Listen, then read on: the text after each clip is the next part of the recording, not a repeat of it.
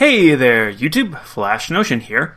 If you're looking for the actual reaction to the second half of RWBY Volume 8, well, you just need to look down in the description.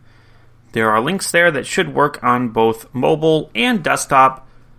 As soon as you're done watching that reaction, though, come back here, because as I'm sure you've noticed, this video is a lot longer than the usual redirects. So, we are here with this video, not only to have the redirect, but also to summarize my thoughts after the end of Volume 8. It has, it's been a week since I actually recorded my reaction. In that time, I've watched some videos, I've looked at some wikis, I've basically done all the things that I couldn't do before because I was afraid of spoilers. And with all of that, I've now gone through, compiled a list here of things to talk about, things that I think are important, and I'm just going to go over them a little bit. And we're going to start by addressing the Goliath in the room. We're going to talk about Ironwood. Yeah. So, from what I gather, a lot of people, from pretty much the very beginning of Volume 8, were upset with the way that Ironwood was being portrayed.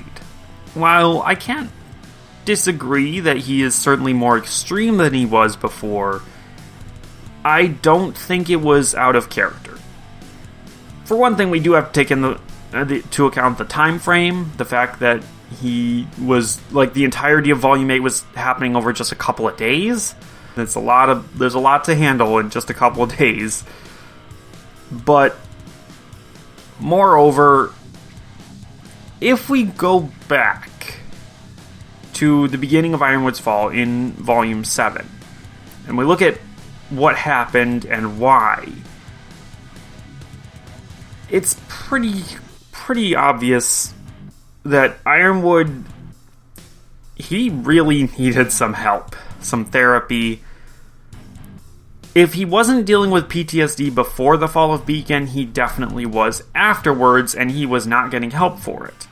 And he didn't have anyone around to support him who didn't answer to him, who didn't work for him, for 3 volumes? Yeah, 3 volumes. Which meant that the man was all alone with his thoughts. And that's never a good place to be when you're suffering from something like that.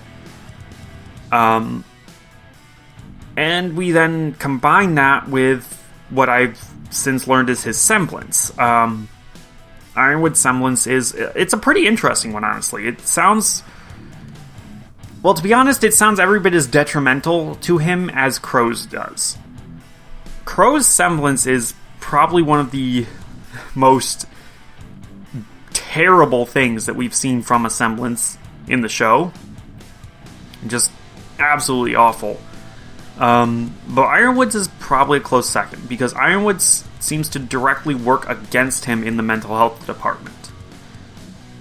So the way I understand his semblance is that it basically gives him an ADHD-like hyper-focus on his goals. And his goals, in this case, were stopping Salem and, on the flip side of that, saving Atlas. Not even necessarily the people of Atlas, but Atlas itself. That kind of hyper-focus that just excludes everything. Emotions, logic, facts, reason, from getting in the way of you completing your goal. And you combine that with the fact that he already has PTSD and he's likely suffering from a lot of stress due to the short time frame. And then, of course, you have Cinder coming in there and literally putting his trigger right there, the Black Queen. That chess piece, pretty much exactly the worst possible thing that could have happened. And I doubt Cinder was even trying to trigger Ironwood in that sort of way. She probably just wanted him to be a little bit nervous and unnerved and, have Winter check up on the Maiden. But as a result of it, Ironwood just jumped right off that slippery slope. Got to the point where he wasn't willing to let anything get in his way. And the best way to remove obstacles is to just destroy them. It's the most efficient way. And in a lot of times, the most satisfying. I see Ironwood as being one of the most tragic figures in the series, because he started as a good person, but he let himself become a monster in order to achieve his goals. And he didn't stop even when his goals became themselves kind of nonsensical, because past a certain point, I mean, it wasn't worth trying to save Atlas anymore. It wasn't worth trying to use the staff to raise it, because, like, their food supply was destroyed, they were short on dust, they had Grimm infesting the landmass that they were on. So, yeah, there really wasn't much that he could have, like, it wouldn't have helped. So, yes, Ironwood, I'm okay with Ironwood. I feel like he was handled pretty well. It was a nice way to have a antagonist that we can truly sympathize with, and truly see where he's coming from, and a lot of people even still try to justify his actions, even though they really can't be justified.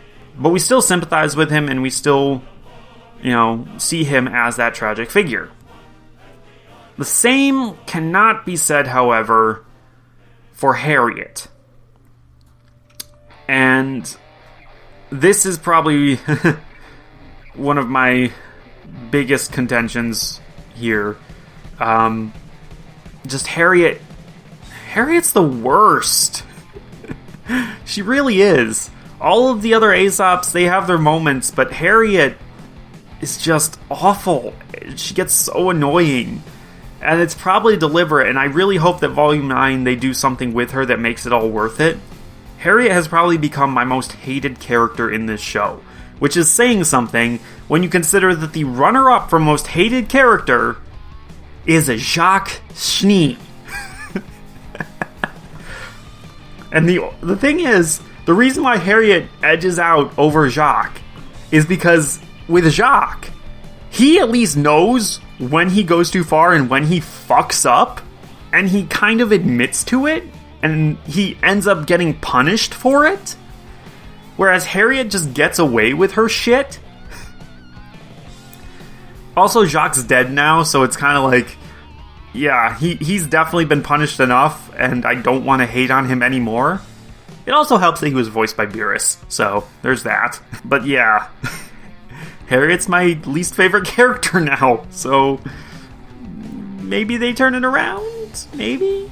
I don't know. Hell, I don't even know if he actually is in number 2 anymore. It might actually be, well, no, she's dead too. I was gonna say Cinder's, adopted mom there, but speaking of Cinder, though, I guess she's pretty much the last antagonist that we have who's actually worth discussing right now.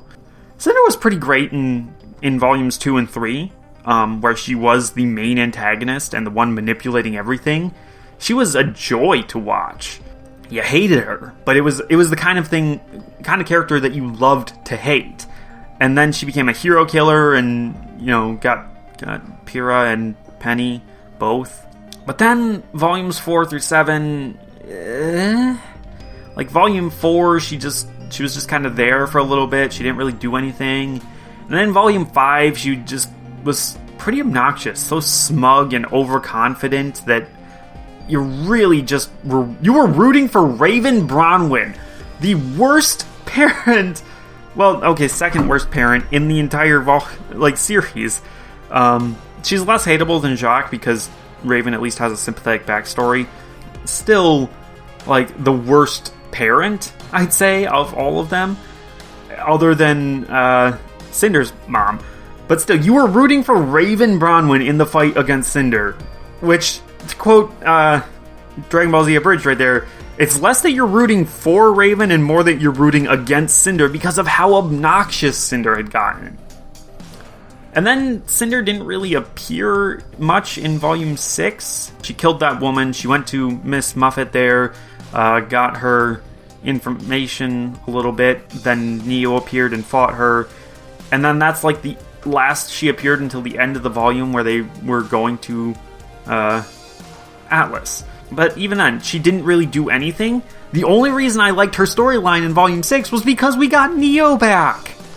And Neo's awesome.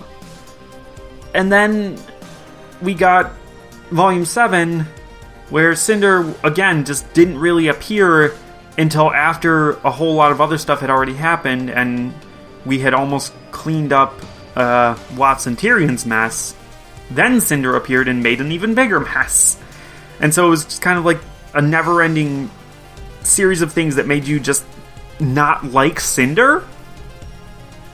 And it wasn't even in a love-to-hate way. It was just a she's getting obnoxious and annoying kind of way. And then this volume actually did her justice. We got to see her backstory finally. We got Watts just absolutely murdering her with words. And because of that, and the new level of self-awareness she has, as well as just the coup de grace, I guess is the right word there. I don't even know if that's how you pronounce it right, but whatever. Her just success at the end of the volume, she achieved everything that she wanted. She got both relics. She successfully sent Team RWBY into the void, and she got her revenge. Because of that, because Cinder actually achieved what she wanted and didn't seem quite as smug and overconfident anymore, time will tell if Volume 9 continues that trend.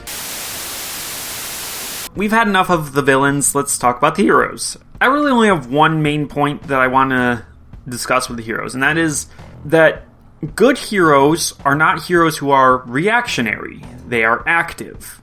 And this is a mistake that a lot of writers have, where they make it so that the heroes are constantly on the back foot and constantly reacting to things that the villains do. And there are times and places where that's okay. This volume has some of those types of places. But stories work a lot better when both your villains and your heroes have goals that they are actively working towards. In this case, while the heroes seem very reactionary for most of this volume, they aren't. And I love that, because it's a neat trick that they pull. Obviously, there's a lot of shit going on, and the heroes have to deal with it. And so, as a result of that, their actions can come across as reactionary, rather than active. But they are, in fact, active. RWBY and her team, they actively infiltrate Atlas in order to get Amity up. That is their goal. Meanwhile, Yang's group actively work to evacuate Mantle and save its people, which is their goal. The groups only become any kind of reactionary when things go wrong, like with the Aesops attacking, or the Hound coming after Oscar. They start to react to those things, and then have to regroup before they can then act again. After that, Yang's group, what's left of it, actively decide to go into the whale. Once everybody gets back together, the whole group decides to actively go after the staff and save, the people. And it works. It really does work. It's a great, refreshing thing for me, because so often writers fall into the trap of having the heroes just sitting around not really doing anything until the villains do something. Hope they keep up the trend. I'd now like to go into some things about the volume that I didn't like. We've already discussed Harriet and how she's just the worst. But there are some other maybe nitpicky things that I just really don't enjoy about this volume. Every volume has this sort of stuff, but this is the first volume where I'm really doing a full review type video, so I want to actually go into it with this. And the first one, and this is probably a personal thing, I don't like that they killed off Penny again. We just got her back, it feels like. We've had two, I guess 1.5, two. We've had 2 volumes with Penny, but that's not really enough, especially considering that she'd had even less time before when she died, died in quotes, I guess, originally. But now, she appears, we go through all the effort to save her, turn her into a real girl, and then she just dies. And it's like, why? Why would you do that to us? Because it really does feel like a thing that's been done to us. tragedies, as I've been told, are supposed to be things that the audience experiences with the characters and alongside of them, and they grow from the experience, and it's supposed to be a cathartic release of emotion. That's not what that is. That is Penny being killed and us being made to suffer for our enjoyment of our character, and I don't like it. I don't know if they could have done anything too differently. I feel like if they were going to change Penny or change it so that Penny doesn't die, they would have to rewrite a lot of the volume. But I don't like it. And I really, really want to know how they justify it in Volume 9. Anyways, moving on from that, but kind of tied into it a little bit, I don't like that we don't see Maria and Pietro again after Amity. Like, that's their last appearance in the volume, and there's so much that they could have reacted to, so much that they could have provided input on. It really feels like after Amity, nobody went to check up on them, and they should have. I get it, short time frame, a lot of stuff was happening, but just it really feels like they just kind of forgot about the two characters that I really, really like. One of whom is now going to have to grieve his dead daughter for real this time, because he can't bring her back again. Her soul, her aura is gone. And it's not just that, like, she needs a recharge, like after Fall of Beacon. No, she's gone. Her robot body is dead. Her physical human body is dead. Penny is gone, and Pietro now can't do anything about that. It's terrible. And as far as Maria, I mean, Maria's just awesome. She's like top 5 characters at least. Possibly top 3. So, yeah. I really want Maria back, and Volume 9 better deliver on that. Another thing I don't like is Watts' death. I say that not because I didn't want him to die. Like, he's an awful person. Him dying is pretty important story-wise. No, I don't like it simply because I didn't even know it was him. The first time I was watching the show, I didn't even notice that was Watts burning to death in the room, specifically because of Cinder. I didn't even realize what was going on with that scene because it happened so quickly and they just kind of brushed over it.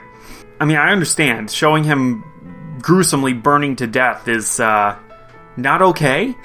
So they couldn't really show too much more, but like, I feel like there was a way for them to more explicitly show that, yes, that is Watts in there, he's dying because of Cinder. So, yeah, that's something I don't really... I wish they'd done a little bit better.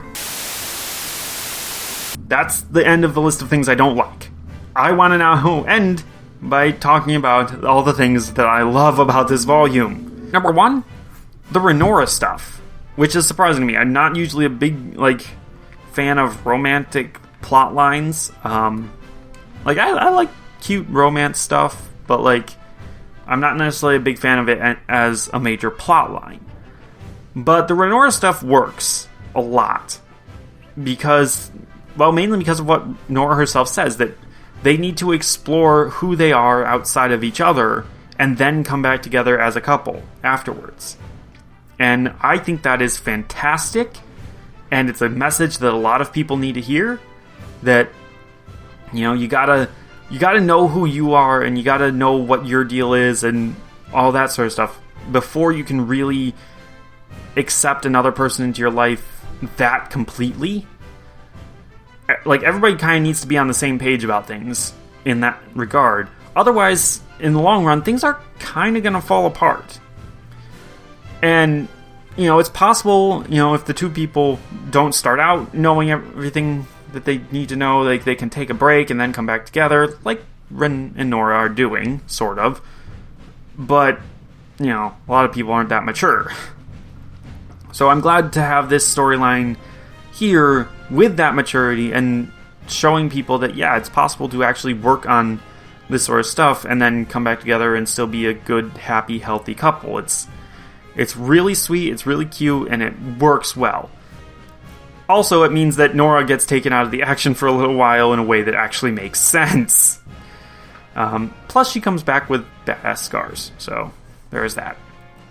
I also like the Crow and Robin stuff, with her being, like, a lot of people were very hard on Robin with Volume 7, and I think it's especially telling when we get to the end of Volume 7, and she kind of is to blame for, well, the bad stuff. She antagonized Clover and started the fight. Her crossbow bolts were what freed Tyrion and led to all that. So, yeah, Robin kind of gets a lot of shit from people. And, you know, I'm not going to deny that she could have handled herself a lot better there, and her actions directly led to some bad things. But I like her as a character. I like what she stands for. I like what she tries to do. And I very much am glad that for this volume, she basically acted as Crow's support system there, kept him from going fully off the rails, and, you know, gave him that shoulder to lean on that he desperately needed after Clover. So I really, I appreciate that. And I really, really loved the story with the Hound. Seeing what it was and hearing what that meant for Summer, probably, just, that was amazing. Because the Silver Eyes thing has been a big, well, it's been getting bigger in terms of plot point, but now it's right up front there, pretty much alongside everything else. So, yeah, I really like the way that story played out, and I just really liked the horror aesthetic of the episode Dark in general. So yeah, I'm happy about that. I also want to take this time to just give a shout out to Yang being the first one of our heroes to actually attack and land a blow on Salem, and she did. And I just also want to point out that her form of attack was to literally, well, to put it very plainly in vernacular, however you want to say it, she blew her tits off. Like, that's what happened, and it was awesome. And Yang just, in spite of her fears, she just absolutely went right for the kill, basically. And against a lesser opponent, like, damn, do not mess with Yang. So, that scene was fantastic. And, just a very fun thing. And related, pretty much directly related, everything about Hazel and Emerald switching sides. I had been looking forward to that for so long, especially Emerald. Hazel a little bit less so. I wasn't really sure where they were going with him, what side he would end up on. I'm glad he switched sides, though, because he really was cool. But knowing how cool he was and being on the outside of it, knowing narrative tropes, I knew he was going to die. And that part sucks, but it's still really cool. I love the storyline. I love how he ended up being instrumental to Emerald switching. I love how instrumental Emerald was to the plan after she switched. And I just love her cute little moment of like, yeah, I did the right thing, and it feels really weird, but also kind of good. Like, it's one of those things where any character who's been kind of bad, but not too bad, you always hope that they'll switch sides, and then especially if they have doubts, and then anytime they end up doing it and they actually realize, oh hey, yeah, doing good stuff feels good, like, it just it's that warm and fuzzy thing that I really think was missing from a lot of, not just Volume 8, but for a lot of volumes now, we haven't really had that much warm and fuzzies, and Emerald just gave me the warm and fuzzies. So, yeah, that's good. And similarly, pretty much everything about Winter and the Aesop switching sides. barring Harriet, because fuck you, Harriet. I'm sad that Vine sacrificed himself. Honestly, I mean, if they had really wanted to redeem Harriet, that would have probably been the time, would be to have her perform a heroic sacrifice there. But then again, maybe not. Like, that would have been like the not necessarily cliche, but like the standard move would be to have her like run away with the bomb as far as she could, as fast as she could, blow up out in the tundra and sacrifice herself to save everybody. But now she has to live with the knowledge that her actions, yes, they were in the wrong. Everybody agrees on that. Her teammate died as a result of it, and now she has to somehow make up for that. She has to actually be a better person now somehow, and that's going to be difficult for her. And it's going to be an interesting journey, so who knows? Regardless, though, Winter and the Aesops, their journey, especially Marrow, like, it was very fun to watch, and just by the time they actually managed to accept, their own feelings and decide, yeah, no, we're not going along with this shit anymore, it was good. It was very good. The other thing this is a weird one, but the ending of the volume, watching it, seeing everybody fall into the void, it sucked. And seeing Penny die, it sucked. And seeing just all the failures going on, it sucked. It was eating at me while I was watching. I was just like, no. Like, I felt like, okay, the worst moment was probably when Yang fell in. Because when Yang fell in, I actually thought they might do it. I thought they might be killing her off. Because, you put one of them down there, and it's like, oh god, they actually killed off a main character, because it's a shock thing, and it's like, I don't know if Yang's necessarily been at the end of her story arc, but, they could have ended her story arc right there. And so it's like, there was an opening there for them to do that. Then they actually did start sending the others into the void, and I was like, oh, okay, yeah, no, they're not killing anybody off. The void is just, they're going to be taken somewhere else. It's going to be a different pathway that these characters have to follow. And it's going to be interesting. My point being is that watching it was still painful to me, and I did not enjoy it. But I love the way that it was written. I love the way that all the different elements kind of came together and made this moment of just absolute horror as we watch our heroes fail and succeed at the same time, but also fail, and just every success was pretty much one step forward and 2 steps backwards. And it was just really fantastically written. The ending of Volume 8 feels like a Darkest Hour moment for the entire series. This is the moment where all of our main heroes, plus John and Neo, are stuck somewhere else, unable to influence the story for a while, and Atlas has fallen, like, completely. It's been destroyed. Ironwood is gone. Crow and the other adults are just kind of off in a place where they can't really help right now. Penny's dead, and all of the people that were saved from Atlas and Mantle are just stuck in the middle of a sandstorm in Vacuo with Grimm about to attack them. It's a dire situation, and it really seems like it's leading up to a moment in which our characters finally, get their shit together and actually manage to fight back. The way that the ending of Volume 8 was written, as much as it sucked to watch it, it was beautifully done, and I really cannot wait to see where they go from here.